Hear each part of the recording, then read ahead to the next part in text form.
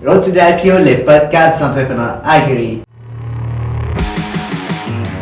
Got so much weight on my shoulders. Enough to knock me out, but I'm still holding the throne. You never know till it's over. So pretty it hurts. Just beware of the thorns. You're honest man. Today's podcast is in English, and I have the great pleasure to have on the show Samantha Cutler, influential on Instagram as the Fit Fatale. She has her own podcast also. And how's it going, Samantha? Good, how are you? Thank you so much for having me. Thank you to you. Yeah. So, for those who don't know you, can you introduce yourself? Yeah, of course. So I write a health and wellness blog that is called the Fit Fatale. Yeah. And it encompasses all things from Instagram to my podcast, which is also, you can find it on iTunes, Spotify, any of those podcast apps as well. That's the Fit Fatale Podcast. And everything is about finding happiness and your best life through health, wellness, anything that falls under that umbrella. So it can be mindfulness, meditation, clean eating, essentially tuning into your best self and who you are so that you can affect those around you in a positive way. All right. Yeah. So before we talk about your brand, I want to talk about yourself. So I know because I listen to your podcast. Yes. I subscribe on Google Podcasts and I listen to that. Thank you. So you said that you went to fashion school. Yeah. You went to New York. Yeah. So you were living in Montreal, and then you decided just to go to New York to pursue fashion. So how was that experience? So, I don't think anyone's path is clear ever, and I think that's something people always ask about and they need to remember when they're looking at how to get from, A to Z. Yeah. And I'm probably about somewhere at like F. I'm not at Z, anywhere near Z, but the process of it is never what you expect. And so I lived in Montreal. I wanted to go into fashion. Yeah. I was at business school, actually. I had John Molson for a year and I hated it. Okay. And I realized I wanted to do business for fashion, Okay. and I researched and looked into it, and I ended up going to FIT, which is the Fashion Institute of Technology in New York, Yes. which was, in my opinion, the best in what it offers in its Okay. business school for fashion. And it was an incredible experience, and at the time I really thought that's what I wanted to do. And work in fashion and, be a buyer, be in marketing, somewhere in that realm. And so I was there for 2.5 years. Yeah. I did my bachelor's degree in business, specialized in buying. Okay. And I worked at Michael Kors while I was there. I worked in the city. I interned in the city. I kind of got the whole New York. New York style. Yeah, New York vibe. But Yeah. I was, when I moved there, I was 20. So actually I was 19. I just turned 20 the month after. Okay. And so it was kind of a crazy experience. I was young, I was on my own, and I have way more reservations about those decisions now. Yeah. At the time, I seemed to have no hesitation. It's like you took a risk. Right? Yeah. You didn't think about it. You wanted to pursue fashion, so you went to the best school. Yeah, and I knew that was going to be where I would get the most experience. Okay. And it's funny, this actually came up in a conversation I was having with friends last night about the way schooling is structured now in university, in CEGEP, even in high school. And you always learn more when you're in it, right? Yeah. When you're in the workforce, when you travel, you can learn a language so much better than sitting in a classroom.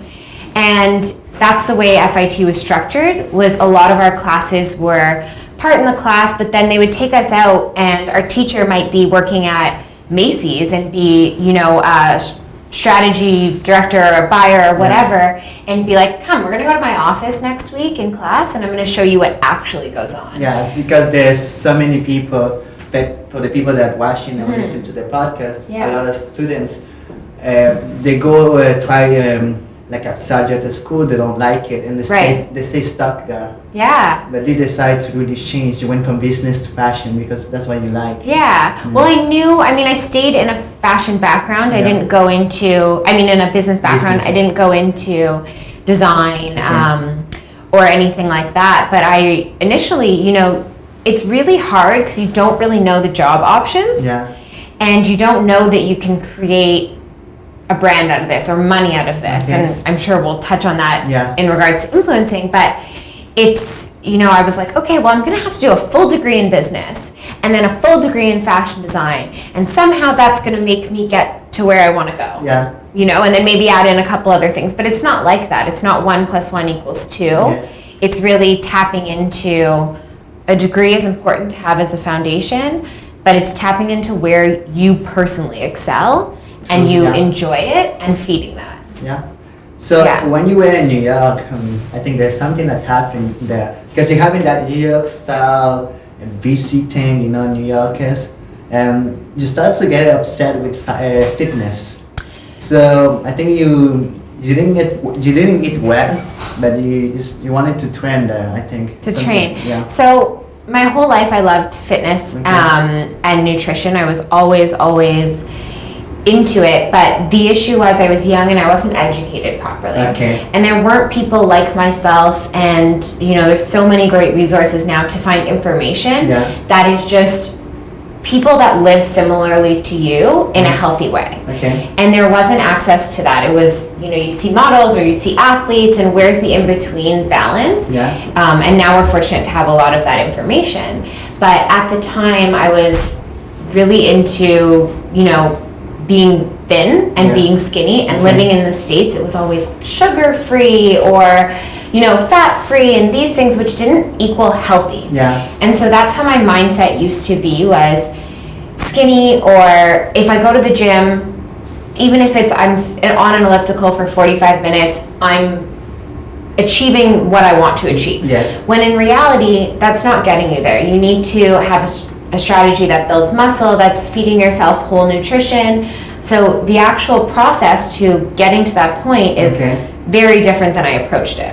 Okay. And I think I sort of hit a turning point when I dove into Whole Foods, which is a funny Yes. story, and I often say this, is I would go, I was alone, Okay. I was 20 in New York, I had friends, but it's a new city, Yeah. single, all those things, and I would go on the weekend and go to Whole Foods, and I would spend hours and hours and hours reading Okay. labels. And so I started without even any research or any other information to understand what was in those things. And I was Okay. going, why can't I pronounce this? Or what does that logo mean? What's this gluten-free and vegan? And we're talking, 6-7 years ago also, Okay. where it was not as prominent in Montreal. In the States, it was a lot Okay. more accessible, but the health trends have grown more so in Canada after that. But what did you say? Because you weren't that educated, like in the food and everything, Mm-hmm. but you decided to surround yourself with people that were educated, that were taking care of themselves, and that changed your mindset. So that happened a lot later in life. Yeah.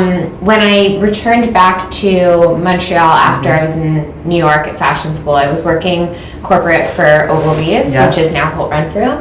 And at the time, I then sort of lost my time to be able to go to the gym, or my desire to be healthy. And I was, again, swallowed in the corporate world and in Yeah. the long hours. And through that process, I met various people, like trainers and, Drea Wheeler, who I teach her Bodylicious class, Okay. introduced me to Victoria Park. And from that point on, I sort of understood that I'm going to need this Yeah. to be healthy for myself and this Okay. balance. So I felt the difference in what I was able to manage from a corporate side, because I was catering to my own health and my well-being. So And so- let's talk about the corporate life. You were Yeah. doing marketing at Ogilvy. Yeah. Yeah. yes. So what were you doing? Like, did that help you to build your brand? 100%. I mean, everything you do is experience and helps you to build where you are. Okay. I had great experience. I was given a lot of power and a lot of room to play at a young age. Okay. My office, the only person that was above me at the time was our VP of marketing. Okay. And so my relationship with him was very strong, and we did a lot of things together, and I was able to, from my first entry-level job, sort of, experience what a VP was. So everything in between, we were kind of handling and facing together, and that experience made me always take things very professionally. Okay. You know, so I've always approached every situation as it's a business. Yes. You are, you know, anything that's not personal life is essentially business. Okay. Your profile online, even if it's not making money, even if you're not an influencer, it's what you're putting forward into the world, Okay. right? And so I think that level of professionalism and understanding that from a very large corporation that really cares about their image and that you're representing them is, you know, was a really big learning process. Because there's a lot of people like listening to the podcast. Mm-hmm. They're wondering like, why should I go get a job when I can start my own business?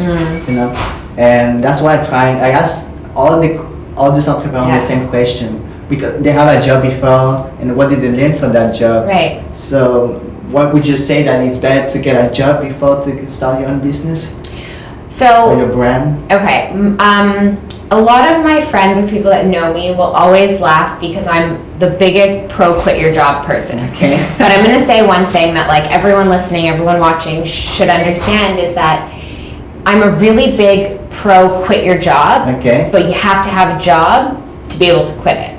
Meaning that I'm also really big go get a job and understand what it is to work for someone else. Yeah. Understand what it is to respect people who have more experience, to learn from them, and to know you're not the smartest person in the room. Because if you're the only person making decisions and running a business, that may affect you in your relationships long term in Okay. a professional way.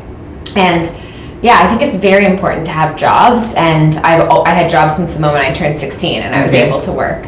So I think that's a really big process in understanding, even if it's retail. Retail is one of the most important places to work, and Yeah. I think now people believe that they might be bigger than that, right? They don't Yeah. want to. They don't want to do a service job. They don't want to serve people, even if it's at a cafe. Yeah. Interacting with other people With people, yeah. and networking and understanding communication, body language, just everything that you know, respect for who you're serving and your client and vice versa will make you a better leader long term. Yeah, that will make you have like soft skills, you know? Yes, Yeah. exactly. And it makes you have respect if you go on to be, you know, a CEO and your company IPOs, whatever that is, Okay. you'll always have respect for every level of the business Yes. because everyone's working. Okay, That's what they're doing. They're not, you know, there's no reason to not respect any level.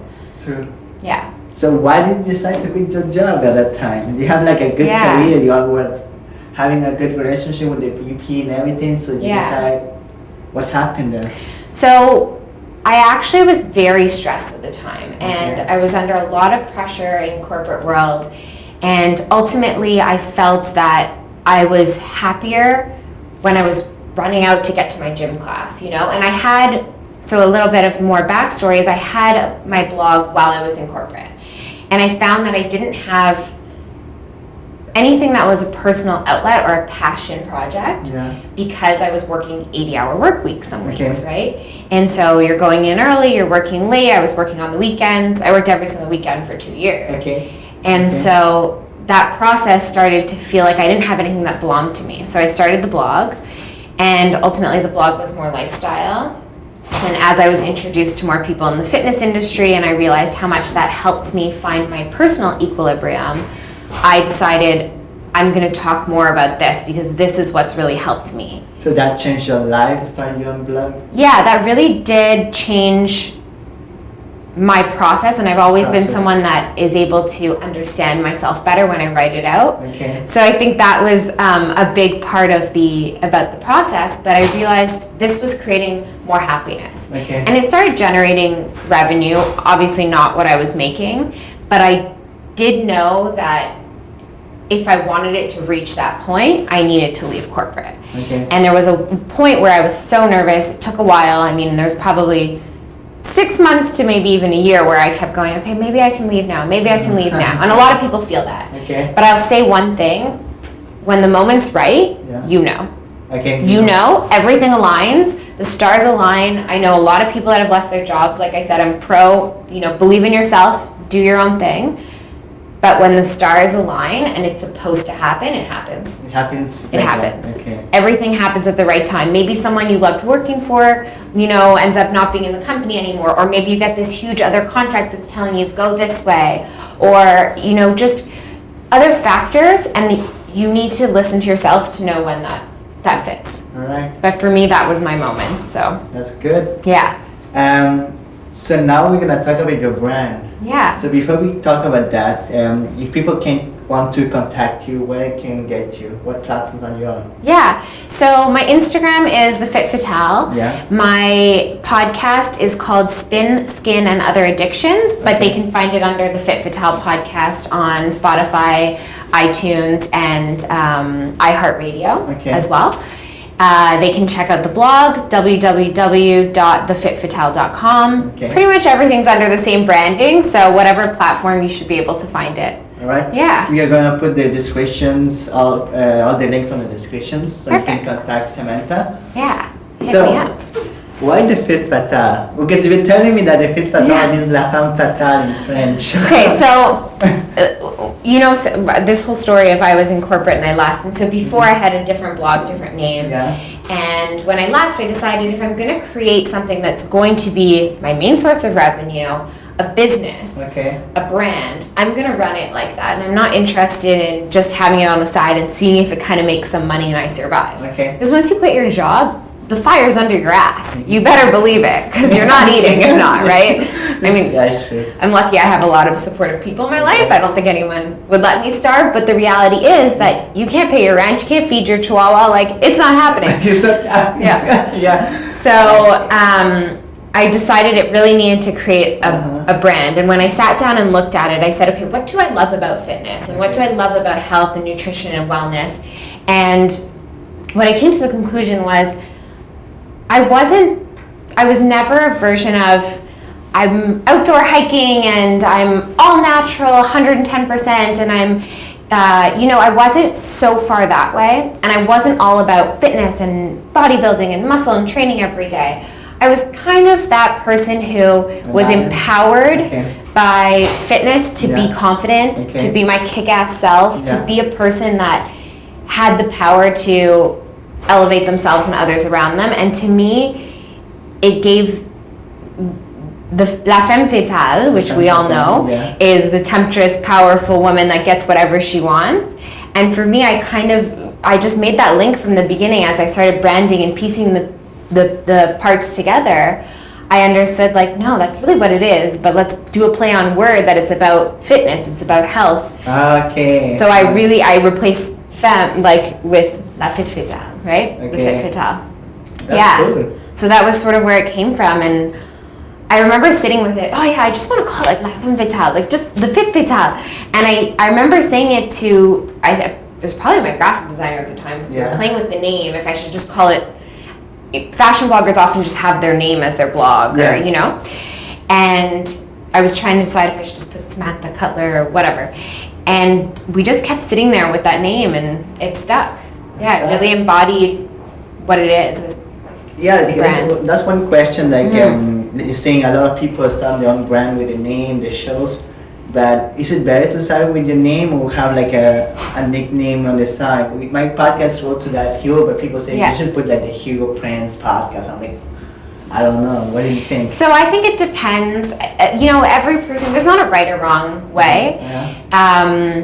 I'm often in places where people don't know my name. They'll say, "Oh, the Fit Fatale's here." I'm like, "Oh, okay. I've now reached that point."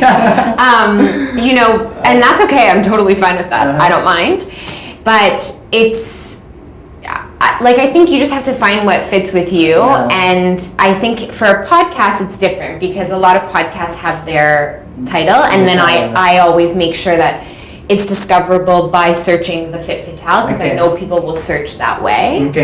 But I do think that, having a fun name for things, that's not a problem. It's just understanding that if they go to that one direction, stick with it. If you're going to use your name everywhere. If you're going to use, your brand, the Fit Fatale or whatever, use the Fit Fatale everywhere. So that's why even in making a name for my podcast, I wanted to make sure people could look it up. So on Instagram, it's the Fit Fatale Podcast. It's simple, people can find it. If a lot of people are gonna give you names, I'm like, people say, because my family name is Prince. Right, so that's a great name. They say the Prince of Podcast. I'm not there yet. Oh no, that's funny though. But I like the road to the IPO. That's cool. I like it a lot. Thank you. not a lot of people like it. I don't know. It's alright. They'll like it once you IPO. Yes. Then they'll understand. Then we understand. So, how do you monetize your passion? That's a big question for people. Monetizing Your passion with you for yourself, like for what you think. You know. So I mean, it's such a process, and I think a lot of people will probably tell you the more channels of income you have, the better you can do. So I'm also a trainer for Bodylicious, just one dance class. I actually only do it for specific events now and different things. But the more channels that you can have, so if you're having maybe giving talks, and I don't mean channels like social media channels, I mean outlets and different distribution ways of making an income. Okay. I think when people initially look at going into their passion, they might see it, whether that's social media or whatever that might be for them, they'll see it as one channel and one channel of income. But reality is that now every brand that does well and every brand that survives, even if it's fashion, has so many different components to it. So now fashion brands have, lifestyle products, or then they have these events that you can pay to go to. So it's building up all of those different parts of it and realizing that those can all be different channels of income. Yeah. I don't know if that's the question, because a lot of people start doing content, for example, but they don't have any product to sell. They don't have anything. So at the end of that content creation, you have to have like a hosting, talking, and selling your expertise, like you say. And you have to be able to look, at the end of the day, if you're a personal brand, you're in sales. Yeah. Because I'm selling that person every single day on a contract. Yeah. And you hope that your work can sell itself, and you hope that you create high quality content, video, photo, whatever that might be, well spoken, but you ultimately are selling it. Yeah, you're selling yourself. You're selling yourself. And I'm not just, as influencers, we're sort of in the middle because brands want us to sell their product, but then we have to sell ourselves to the brand. So you're just the same as a retailer at the end of the day, or a magazine, right? Yes. That's what we're often compared to is they're spending their ad spend on us. Yeah. We need to tell them why and show them their reach, and also make it realistic. Yes. Don't tell them I'm going to get 5,000 likes on this picture and you're going to sell 5,000 of your coffee mug. Probably not. I mean, I don't have millions of followers, so probably not. And also being aware that from an influencer's perspective, the contracts that you take, one, you actually like, and two, your audience is going to like. Because probably if a coffee mug company decides that they want me to, maybe that's not the best example because I'm in food, but I'm just saying, so if they're saying, we're going to do this contract with you and we need you to sell 5,000 mugs, I know from my audience that won't happen. So being transparent with who you're selling to from a brand that you're working with is way more credible than telling them, I'll do it, I'll figure it out, getting the money and not doing it. Okay. Because brands that I work with come back again and again because they like what they're seeing, and I'm honest with them. Here is what I can do for you, and this is how it can benefit you, and this is what I want in exchange. Wow. Right? Yes. What fascinates me about you is that you seem to be ahead of trend, and I think that people that will watch this podcast and listen to it will understand you, that just a pretty girl on Instagram, but you're running like a business of yourself. That's why I see. Yeah, thank you. What I hear too, and I understood, and I think people will watch this and then we understand you have the skills for that too. Yeah, thank you. I mean, it's hard especially when you're looking at a one level version of a person, like through a picture. Yeah. That's what's beautiful about Instagram stories. I'm happy that happened in the evolution of Instagram, but with one photo, or it's very quick to judge. It's really easy to judge people and say they look this way, so there's no chance they know what they're doing. They just got a bunch of followers because they're pretty and they're cute and they posted whatever. Most people are, if they're still succeeding and they're doing it full time. I have a lot of awesome kick-ass girlfriends that are doing this. And they know what they're doing. None of them are screwing around about what they're building. And those are the people that succeed. So if you think that you can just create something, everyone has the ability to create what they want. Yeah. If you're just doing it because you want people to know who you are, you want to post pretty pictures or whatever, it probably won't succeed. Okay. Long term. No, in the long term. Yeah. Yeah. Yeah. That's great. I don't know. Thank you, Samantha. Thank you so much for having me. On the show. Yeah, of course. And we will see each other soon. Yes. Yeah, we will. For the event, Influencers Night, the 25th of May. Yeah. In Montreal. This will be out before then? I hope so. Yeah. Okay. Yeah, we make it. If not, we've already been there and it was great. We're coming from the future. Thank you. Thank you. Thank you. Mwah. Mwah. Merci.